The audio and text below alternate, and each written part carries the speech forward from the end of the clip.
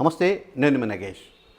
ఇసుక రీచులకు సంబంధించి కడప జిల్లాకు చెందిన తెలుగుదేశం జనసేన పార్టీ నాయకులు బాహాబాహికి దిగడంతో పాటు ఒకరి టెండర్ ఫారాలను మరొకరు తీసుకుని చించివేసే ఒక దౌర్జన్యాలకు పాల్పడ్డారు.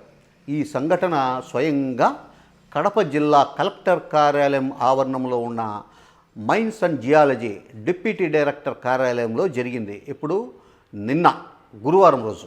సో ఇందుకు సంబంధించి సిద్ధవటం మండలం గుండ్లమాల గ్రామంలో ఒక ఇసుక రీచ్ కోసం ఈ మధ్య mines and geology deputy director plus జిల్లా ఇసుక కమిటీ షార్ట్ టెండర్ను పిలిచారు.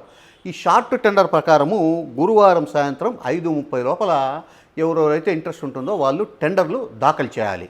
ఆ తర్వాత శుక్రవారం 17వ తేదీ ఉదయం 10 గంటలకు ఈ టెండర్లను తెలిసి ఎవరైతే క్వాలిఫై అయ్యారో, ఎవరైతే ఎక్కువ కోట్ చేశారో వాళ్లకు ఈ రీచ్కు సంబంధించిన టెండరు అప్పగించే ఒక ప్రక్రియకు mines and geology deputy director కార్యాలయం ఏర్పాట్లు చేసింది.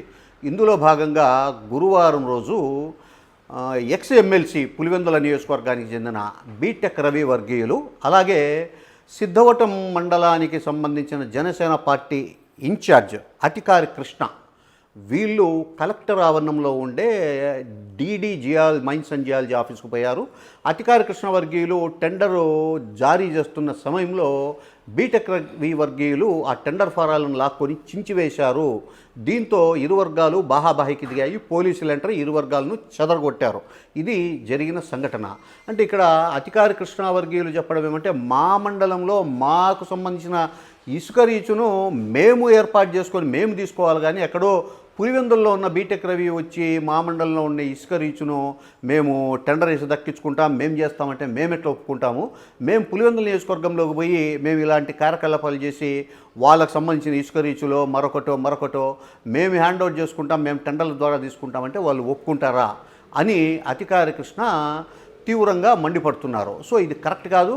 ఎటువంటి పరిస్థితుల్లో కూడా మేము ఒకవేళ మా మీద దౌర్జన్యం చేసి టెండరు బీటెక్ రవి దక్కించుకున్నా కూడా లోకల్గా ఉండేది మేము కాబట్టి ఆ ఇసుక రీచ్ను ఎలా మెయింటైన్ చేస్తారో మేము కూడా చూస్తామని చెప్పేసి జనసేన పార్టీ ఇన్ఛార్జ్ అధికారి కృష్ణ తీవ్రంగా హెచ్చరికలు జారీ చేశారు.